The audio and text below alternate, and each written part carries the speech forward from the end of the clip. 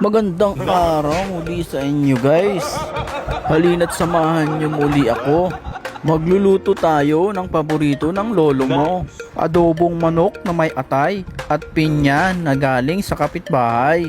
Tinanggal ko nga muna ang taba kasi pag naluto yan guys, masebo at mamantika. Ayan nga at ang lalaki ng aking hiwa. Umilip pa nga ang mukhang palaka. Iwa ko na nga ang sibuyas at ang bawang. Ipanggigisa natin mga langga. Tignan nyo naman ang lolo nyo. Akala nyo chicks kung maghiwa. Madali ang luto lang to guys. May hinahanap pala ako dito guys. Yan yung pinya na ihahalo natin mamaya. Tara, umpisa na natin maggisa. Baka gisahin pa ng iba.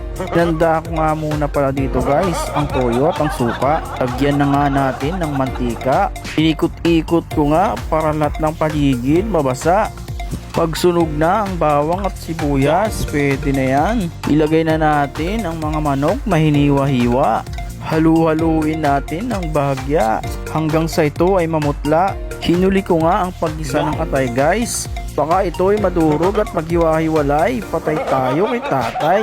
Iniwalay ko nga muna dito yung atay. At hahaluin ko lang ng malumanay. Lagyan na nga natin ng suka. Hayaan natin kumulo at maluto para hindi mapakla. Lagyan ko na nga ng toyo ng 3 basong kutsara. At yung atay hinalo ko na nga. At dito naamoy ko na. Nilagay ko muna ang katas ng pinya. Lagyan ng maliliit na graba. Pampalasa. Joke lang, baka gayahin mo ha.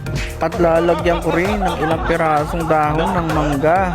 Tatakpan ko muna para maluto't pakakain na. Napansin ko konti na lang yung kanin. Agad-agad na nga akong nagsaing para mamaya hindi mabitin at tuloy-tuloy ang kain. Dito nga ay naamoy ko na. Amoy pa lang nalalasahan ko na. Pagbukas ko nga ay konti na lang yung sabaw. Lagyan natin ng asukal, pambalanse, sabi ni Bayaw. Dito ay atin ng tikman para mahusgahan. Wari ko may kulang yung oyster sauce ng Kapampangan. Pag ganyan nga kahit di natikman, matik na yan. Konting kembot na lang. Inom muna tayo ng 1 galong tubig kasi ang init sa pakiramdam. Maraming salamat sa inyo guys at nakarating kayo dito sa video na to. At pwede bang makisuyo, palike at comment kung nagustuhan nyo. Kita nyo na ba yan guys? Luto na yan.